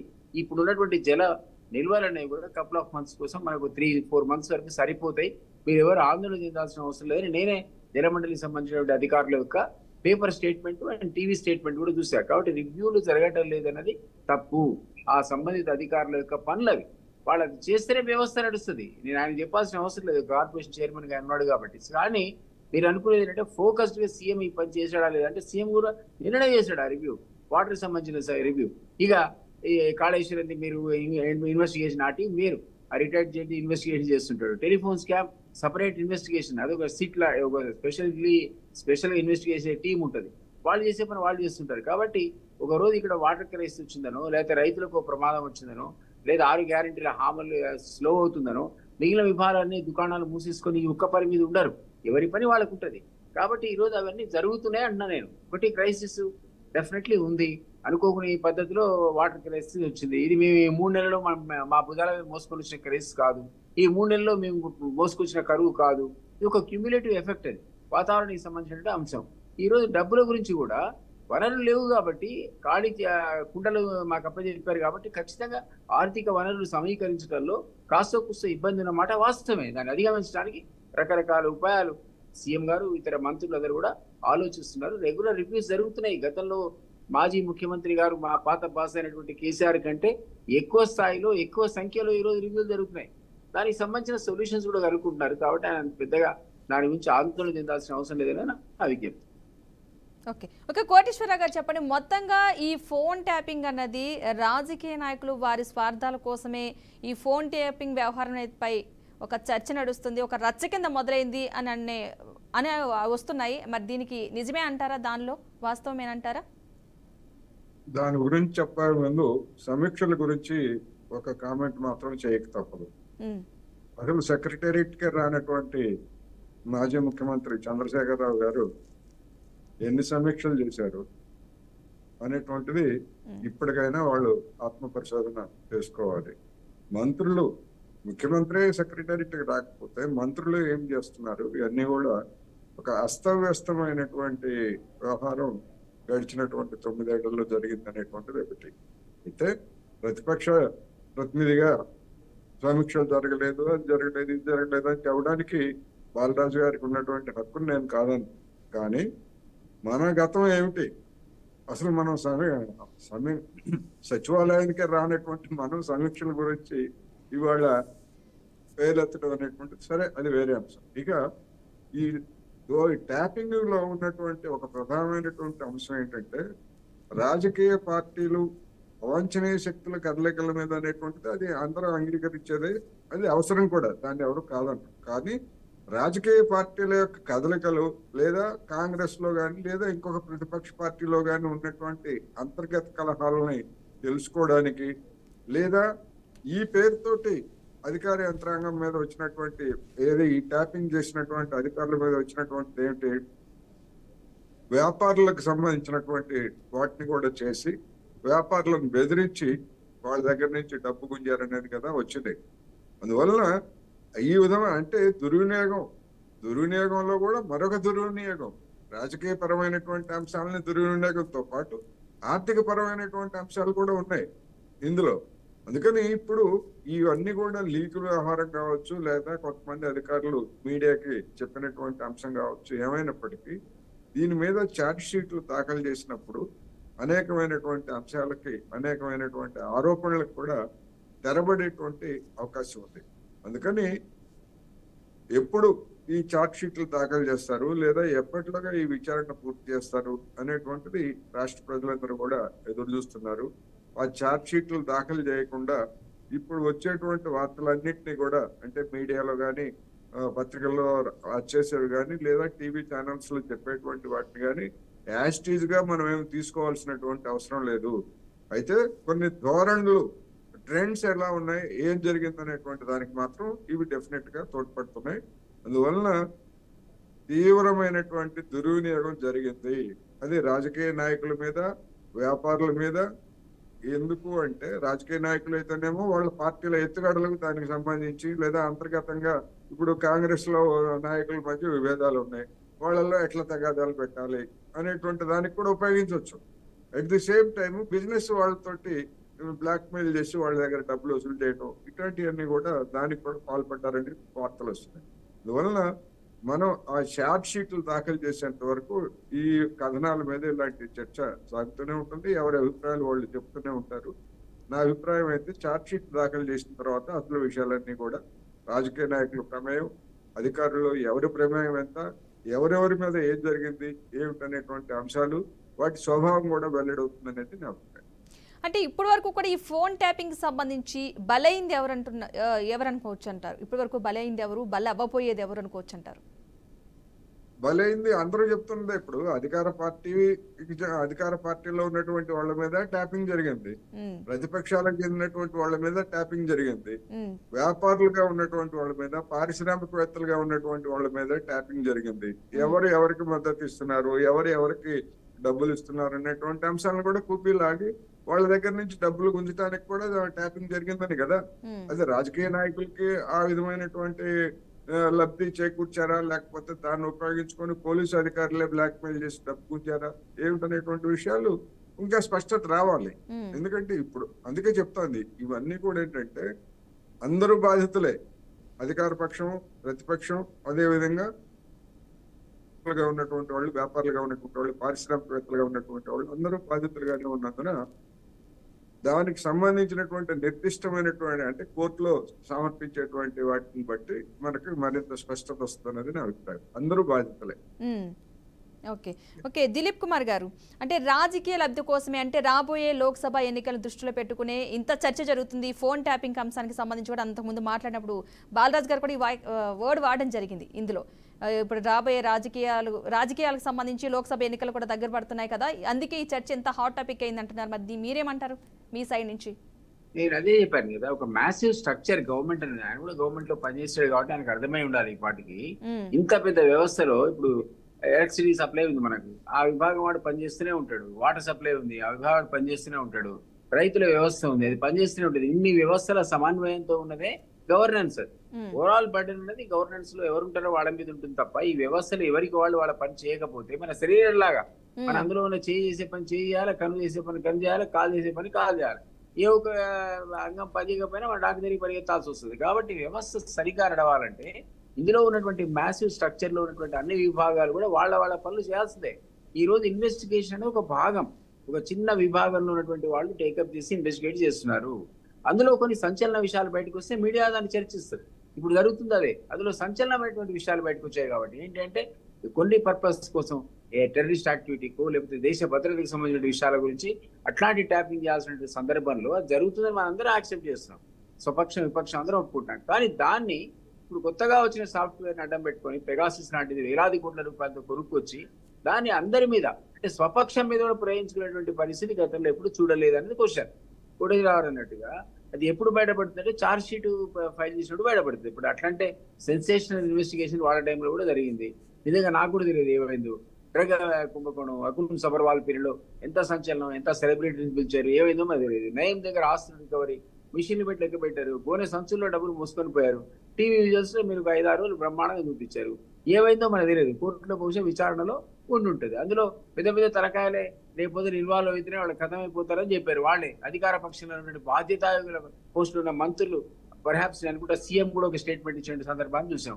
ఎవరి తలకాయలు ఎగిరింది లేదు, ఎవరు కూడా అందులో బుక్ అయినటువంటి సందర్భం లేదు. మరి ఎందుకు జరిగింది అనేది మనకు తెలియదు. It's very surprising. సో ఇట్లాంటి టాప్ ఇన్వెస్టిగేషన్స్ ఆ రోజుల్లో కూడా మొదలయ్యి ఆర్పాటం పెద్ద చర్చ జరిగి ఆ తర్వాత ఎవరి పేర్లు కూడా బయటికి రాకుండా మొత్తం సబ్సిడీ అయినటువంటి వ్యవహారం కూడా మనం చూసాం. సో ఇవి కొన్ని సందర్భాలు అధికారంలో ఉన్న వాళ్ళు వాళ్ళని కాపాడాలనుకునే నిర్ణయం తీసుకుంటే కొన్ని విషయాలు బయటికి రావు. ఎందుకంటే ప్రాసిక్యూషన్ ఏజెన్సీ అల్టిమేట్ ఎవరు? గవర్నమెంట్. ఇప్పుడు మేము ఉన్నాం అనుకోండి, ఇన్వెస్టిగేషన్ చేసేట్టు వాళ్ళు ఛార్జ్ షీట్ రేపు ఫైల్ చేసేటప్పుడు మేము కావాలనుకుంటే కొందరి పేర్లు తీసేయడానికి కూడా అవకాశం ఉంటుంది. లేదా మేజిస్ట్రేట్ దగ్గర పోతే వాళ్ళు యాక్సెప్ట్ చేయకపోవచ్చు. మీకు క్లాసిక్ ఎగ్జాంపుల్ చెప్తాను. నేనే PS హోమ్ మినిస్టర్గా 5-6 ఏళ్ళు పనిచేసాను ఇక్కడ. ఒకనొక సందర్భంలో మేము ఒక పర్టికులర్ పొలిటికల్ పర్సన్ పేరు అందులో తీసేసాం. ఏది ఒక కేసు ఉండే, అందులో A2 ఉండే. తీసేస్తే సుప్రీంకోర్టు దాన్ని యాక్సెప్ట్ చేయలేదు. మీరు ఏది యాడ్ చేయాలన్నా ఏది చేయాలన్నా మళ్ళీ మేజిస్ట్రేట్ దగ్గరికి ఒకసారి ఇన్వెస్టిగేషన్ పోయినాక ఆ మేజిస్ట్రేట్ యొక్క పర్మిషన్ లేకుండా మీరు తీయలేరు, పెట్టలేరు. ఒకసారి ఛార్జ్ షీట్ ఫైల్ అంటే ఫైల్. కానీ ప్రాసిక్యూట్ చేసేది మాత్రం ఆ prosecution agency which is directly under the control of minister. అంటే ఐ మీన్ మన విభాగం, మన ప్రభుత్వం యొక్క బాధ్యత ప్రాసిక్యూషన్ అనేది. ఇప్పుడు ఫర్ ఎగ్జాంపుల్ మనం చూస్తుంటే టీవీలో పక్క असुद्दीन ओवैसी स्टेटमेंट वस्तुंदी 15 मिनट समय दे दो हमें खरीदेंगे हिंदुओं को दिखा देंगे क्या करते हैं అన్నాడు. అది దాని మీద కేసు బుక్ అయింది కదా. ఇటుపక్క ఏమొచ్చిందంటే న్యాయమూర్తి కేసు కొట్టివేశారు. ఎందుకంటే సరి అయిన సాక్ష్యాధారాలు ప్రాసిక్యూషన్ సమర్పించలేదు కాబట్టి అని వచ్చింది. ఎవరు ప్రాసిక్యూషన్ అక్కడ? ప్రభుత్వం. అంటే ప్రభుత్వం సరి అయిన సాక్ష్యాధారాలు ఇవ్వలేకపోవడం ఏంటి? మీరే చూపిస్తుంటే ఒక పక్క టీవీలో బ్రహ్మాండమైన స్పీచ్ వస్తుంటే దాన్ని బహుశా మేజిస్ట్రేట్ యాక్సెప్ట్ చేసి ఉండకపోవచ్చు. ఎందుకంటే విచిత్రం. సో ప్రాసిక్యూషన్ ఆ కేసుని ప్రాపర్ గా డిఫెండ్ చేయలేకపోయిన సందర్భంలో అట్లాంటి సెన్సేషనల్ కేసు అంతకుముందు సెన్సేషన్ కదా. అక్బరుద్దీన్ ఓవైసీ అరెస్ట్ చేయడానికి కూడా ఎవరు కూడా ధైర్యం చేయనటువంటి పరిస్థితిలో నా జ్ఞాపకం కిరణ్ కుమార్ రెడ్డి ఒకడు ధైర్యం చేసి అరెస్ట్ చేశాడు. ఆ కేసు కొట్టేయబడ్డది. మరి సో మనం దాన్ని న్యాయ వ్యవస్థను తప్పు పట్టలేము. ప్రాసిక్యూషన్ ఏజెన్సీ తగిన ఆధారాలు చూపెట్టలేదు అన్నారు. కాబట్టి రేపు పొద్దున ఏ పెద్ద ఇన్వెస్టిగేషన్ అయినా ప్రాసిక్యూషన్ అనేది సీరియస్ గా తీసుకుంటే ఒక పద్ధతిలో ఉంటుంది. ఈ లోపల గవర్నమెంట్ మారింది అనుకోండి, ఆ కేసు ప్రాసిక్యూషన్ వీక్ అవుతుంది. సో ఇవన్నీ మనం చూస్తున్నాం. సిస్టంలో కొన్ని లోపాలు, అందులో ఉన్నటువంటి ఆధారం చేసుకొని కొంతమంది పెద్ద పెద్ద తప్పులు చేసిన వాళ్ళు తప్పించుకుని తిరగడం, చిన్న తప్పు చేసిన వాడు పనిష్మెంట్ తీసుకోవడం. నేను చిన్నప్పుడు సినిమా చూశాను, జ్ఞాపకం లేదు పేరేంటో కానీ, ట్రాన్సిస్టర్ చోరీ చేస్తే యమకొట్టుడు కొడుతుంటాడు సబ్ ఇన్స్పెక్టర్ ఆఫ్ పోలీస్. అందరూ మర్డర్ చేసిన వాడికి ఏమో నమస్కారం పెట్టి బెయిల్ ఇచ్చి పంపుతాడు. ఎందుకంటే ప్రముఖ న్యాయవాది వచ్చి బెయిల్ తీసుకుని వస్తాడు కోర్టు నుంచి. అది ఆ సినిమా పేరు జ్ఞాపకం లేదు కానీ న్యాయం ఒక్కొక్క సందర్భంలో అట్లా ఉంటుంది. మరి అది ఏమిటి అంటే సిస్టంలో ఉన్నటువంటి ప్రొవిజన్, ఆ ప్రొవిజన్ బట్టి కొందరు అడ్వాంటేజ్ తీసుకుంటారు, కొందరికేమో డిసడ్వాంటేజ్ కూడా వస్తుంది. కాబట్టి ఇవన్నీ అంత తొందరపడి మనం వ్యవస్థలు పనిచేయట్లేదు. పనిచేస్తున్న వ్యవస్థను కేవలం ఎలక్షన్ దృష్టిలో పెట్టే ఈరోజు మీరు పరిగెత్తిస్తున్నారడం కూడా కరెక్ట్ కాదు. ఎవరి పని వాళ్ళు చేసుకుంటూ పోతేనే అది గవర్నమెంట్. ఆ గవర్నెన్స్ అనేది మేమైతే కరెక్ట్ చేస్తున్నాం అనుకుంటున్నాం. ఎస్, బాదాది గారు అన్నట్టు కొన్ని సమస్యలు అన్నమాట వాస్తవమే. అది ఇంతమంది అయిపోయా కరువు మేమైతే మోసుకొని రాలేదు. అది నేచర్. అది ఆ నేచర్ను ఏ రకంగా మేము దాన్ని ఓవర్కమ్ కావాలో సమీక్షలు చేయలేదని కూడా కరెక్ట్ కాదు. ఇంతకుముందు కోటేశ్వరరావు చక్కటి కామెంట్ చేశాడు. అసలు సెక్రటరియట్కే రాని ముఖ్యమంత్రి ఈ రోజు సమీక్షల గురించి మనం మాట్లాడితే ఎట్లా? ఆ రోజు ఆయన రాని కూడా రాకపోయా పాపం, మనకి దొరకని కూడా దొరకకపోయా. అసలు ఆ భవన్ ప్రగతి భవన్ని నేను ఇన్నేళ్ల తర్వాత ఉద్యమకారుడు నేను కూడా ఎన్నడూ పోయి చూడలే. మొన్న ఫస్ట్ టైం ఇది ప్రజలకు ఓపెన్ అయినాక కంచెలు తీసేసినాక ఫ్రీగా పోయి చూడగలిగాను. బట్టి గారికి వెళ్దాం అనిపోతే అప్పుడు కనపడేది నాకు ప్రగతి భవన్. అంతకుముందు ఎంట్రీ ఎక్కడ? ఈటల రాజేంద్ర హరీష్ నాటి ఆయన మేలుడు కూడా గేటు దగ్గర పోలీసులు ఆపి, అయ్యా నీకు అపాయింట్మెంట్ లేదు, నువ్వు రావడానికి వీలు లేదంటే కళ్ళలో నీళ్లు పెట్టుకున్నామని ఈటల రాజేంద్ర స్టేట్మెంట్ అది. సో అట్లాంటి పరిస్థితి నుంచి ఈరోజు అట్లీస్ట్ మీ భావాలకి స్వేచ్ఛ అనేది ఏర్పడదు కదండి. నేను 2 ఎగ్జాంపుల్ చెప్తా క్విక్ గా. నేను ఖమ్మం పోయి గ్రానైట్ సంస్థకు సంబంధించిన ఒక కోశాధికారి నాకు ఫ్రెండ్ ఉండే, ఆయన పిలిచా, బాబు సార్ వచ్చి కలవాలి. నేను అప్పుడు బీజేపీలో ఉన్నా. ఆయన అన్నాడు మీకు ఆఫ్టర్ 7 వచ్చి కలవాలని అన్నాడు. సరే రా, 8 o'clock నైట్ వచ్చి కలిసాడు. ఏంటి అంటే పగలు వస్తే పోలీసులు తెలిసిపోద్దని వచ్చి కలిసినట్టు మళ్ళీ లేనిపోని ప్రమాదం ఎందుకని లేటుగా వచ్చాను. అంటే అటువంటి పరిస్థితి వాతావరణం రాష్ట్రంలో ఉండడం వల్లనే ఈ రోజు అధికారాన్ని వాళ్ళు కోల్పోయారు. స్వాతంత్రాలు లేనటువంటి పరిస్థితి, ఇందిరా పార్క్ దగ్గర ధర్నా చేయనటువంటి పరిస్థితి, మీ వాయిస్ మీరు చెప్పుకునే పరిస్థితి లేదు. తిన్మార్ మరణం మీద 37 కేసులు, తొలివేలు రఘు మీద మర్డర్ కేసు లాగా కిడ్నాప్ చేసేటువంటి ప్రయత్నం పోలీసులు. అంటే పోలీసులు అత్యుత్సాహాన్ని చూపించి ఈవెన్ డెమోక్రటిక్ రైట్స్ కూడా హరించేటువంటి ప్రయత్నం చేశారు. ఇవన్నీ కూడా ఆఖరికి దానికి హెవీ ప్రైస్ ఈ రోజు వాళ్ళు పే చేయాల్సిన పరిస్థితి ఏర్పడింది. సొంత పార్టీ వాళ్ళు కూడా వాళ్ళు ట్యాప్ చేసుకున్న విషయం మనం కాదుగా మాట్లాడేది. ఇన్వెస్టిగేట్ చేసే ఆఫీసర్ల ద్వారా లీక్ అయినటువంటి వార్తలే మనం పేపర్లో చదువుతున్నాం. అందుకని ఆశ్చర్యపోవడం మనం అంతే. ఓకే, బాలరాజు గారు చివరిగా మీరు ఏం చెప్పాలనుకుంటున్నారు ఈ ఫోన్ ట్యాపింగ్ కేసు సంబంధించి అయితే? బాలరాజు గారు హలో హలో మాట్లాడారు. ఒకటి ఇంతకుముందు ఏదైతే అంశాన్ని దిలీప్ అన్న దృష్టికి తీసుకొచ్చారో, ప్రధానంగా ఇవాళ ప్రభుత్వ పనితీరు, గత ప్రభుత్వంలో మేము ఏదైతే కొంత సెక్రటరీ రాలేదని ఎవరిని కూడా అపాయింట్ ఇవ్వాలని చెప్పేసి ఒక అపవాదం చేశారు. మేడం ఇవాళ 126 రోజులు అవుతుంది తెలంగాణ ప్రభుత్వం రేవంత్ రెడ్డి గారు కొలువు తీరి. ఎన్ని రోజులు కలిశాడు ప్రజల్ని? ఇంతవరకు ప్రజల్ని కలిసిన తీరు ఒక్కరోజు హాఫ్ డే కలిశాడండి. ప్రమాణ స్వీకారం చేసినటువంటి తెల్లారి మాత్రమే ఒక హాఫ్ డే కలిశాడు రేవంత్ రెడ్డి. 126 రోజులలో ఈ ముఖ్యమంత్రి కలిసింది ప్రజల్ని ఒక హాఫ్ డే మాత్రమే. ఇక అటువంటి వాళ్ళు కూడా కేసీఆర్ మీద మాట్లాడతారు. రెండో అంశం, ఏదో ప్రగతి భవన్ చుట్టూ కంచె తొలగించడం అంటే ముఖ్యమంత్రిని ఉండని ఇల్లుకు కంచె తొలగించి మేమేదో కంచె తొలగిస్తామని మాట్లాడతారు. ఇలా అన్ని కూడా ఆరంభ సూరత్వం ఏదన్నట్టు తప్ప మా చేతలేమో ఇప్పుడు మాటలేమో మొత్తం కోటలు దాటుతా ఉన్నాయి, చేతలు మాత్రం గడప దాటలేము అన్నట్టు విధంగా రేవంత్ రెడ్డి సర్కార్ తీరు ఉంది అనేది స్పష్టము. నిన్న మీరు ఏదైతే జనగాంలో జరిగినటువంటి ధాన్యం కొనుగోలు సంబంధించి అక్కడ రైతులు గోసపడతా ఉన్నారు, 1500 రూపాయలు ఇస్తున్నారు కింటాక్ అని చెప్పేసి అక్కడ ధర్నా చేస్తా ఉన్నారు. మా స్థానిక ఎమ్మెల్యే అక్కడ పోయి అక్కడ ఉన్నటువంటి వాళ్ళని రైతుల్ని గోడు విన్నాడు. మీరు ముఖ్యమంత్రి చెప్పిన తీరు చేస్తే 30 రూపాయలు మాత్రమే కట్టిస్తాడు, 1530 మాత్రం కట్టిస్తారు కింటాకు. దాని మీద ఎటువంటి చర్యలు లేవు, దీని మీద మాట్లాడరు. అసలు ఇలా గతంలో అంటా ఉన్నారు ఈ ముఖ్యమంత్రి ఎన్ని సమీక్షలు. ఇప్పుడు ఈ ముఖ్యమంత్రి 2 రోజులు వచ్చారు, సెక్రటరీకి 2 రోజులు వస్తా ఉన్నాడు, సెక్రటరీకి రోజు వస్తా ఉన్నాడు. ఈ ముఖ్యమంత్రి రేవంత్ రెడ్డి గారు వాళ్ళ ఇంట్లో సమీక్షలు చేస్తలేరా? చేరికలేని అక్కడ జరుగుతలేదా? వారి ఇంట్లో జరుగుతా ఉన్నాయి సమీక్షలు. కాబట్టి ఆ రోజు ప్రగతి భవన్ కేసీఆర్ గారు ముఖ్యమంత్రి యొక్క నివాసము కాబట్టి ఎక్కడ సమీక్షలు జరిగినాయి. ఈ రోజు రేవంత్ రెడ్డి ఇంట్లో జరుగుతా ఉన్నాయి సమీక్షలు. మరి దాన్ని ఏమంటారు కోటేశ్వరరావు గారు మనం? కాబట్టి అప్పుడున్నటువంటి వెసులుబాటు, అప్పుడున్నటువంటి తీరిక, ఆ సందర్భాన్ని బట్టి, ఉన్నటువంటి పరిమితి బట్టి, పరిధులను బట్టి సమీక్షలు ఎక్కడ నిర్వహించాలి అనేది అది ఒక వ్యక్తిగత అంశం, ముఖ్యమంత్రి బాధ్యత. కానీ ఇలా గతంలో ఏం చేశారు రేవంత్ రెడ్డి గారు? ఈ ముఖ్యమంత్రి ఎవరిని కలవాడు? మరి ఈ ముఖ్యమంత్రి కలుస్తా ఉన్నా, ఈ ముఖ్యమంత్రి రేవంత్ రెడ్డి ఎవరిని కలుస్తా ఉన్నాడు? ఈ 125 రోజులలో ఎన్నిసార్లు కలిశాడు ప్రజల్ని? ఎన్నిసార్లు పబ్లిక్ హియరింగ్ చేశారు? చెప్పమని చెప్పండి. రేవంత్ రెడ్డి గారు ఈ యొక్క 125 రోజుల్లో ఎన్ని రోజులు సెక్రటరీకి వచ్చారు? లెక్క తీద్దాం పడండి, ఎన్ని రోజులు వచ్చినారో. రెండో పాయింట్, ఇలా ఫోన్ ట్యాపింగ్ మీద రాధాకిషన్ రావుని అరెస్ట్ చేస్తా ఉన్నాడు, ప్రభాకర్ రావుని పిలుస్తా ఉన్నారు, గట్టు మల్లు యాదవ్ ని పిలుస్తా ఉన్నాడు, తిరుపతి అరెస్ట్ చేసినారు, సస్పెండ్ చేసినారు. మరి ఆ రోజు పోలీస్ బాస్ ఎవరు? డీజీపీ మహేందర్ రెడ్డి గారు. మరి పోలీస్ బాస్ ఏమో నీ దగ్గర టీఎస్పీసీ చైర్మన్ ఉన్నాడు. మరి 30 లక్షల నిరుద్యోగులు బాస్ గా డీజీపీ మహేందర్ రెడ్డి పెట్టుకున్నాడు టీఎస్పీ చైర్మన్ గా. మరి డీజీపీ మహేందర్ రెడ్డి ఇన్వెస్టిగేట్ చేయి. పోలీస్ బాస్ గా ఆ రోజు ఆయన అన్నిటికీ ఇప్పుడు పోలీస్ వ్యవస్థ పనిచేస్తుందంటే ఆ రోజు పోలీస్ బాస్ గా మహేందర్ రెడ్డి బాధ్యత కదా. మహేందర్ రెడ్డిని ఇన్వెస్టిగేట్ చేయి, మహేందర్ రెడ్డిని మహేందర్ రెడ్డిని విచారించు, మహేందర్ రెడ్డి టీఎస్పీసీ తొలగించు.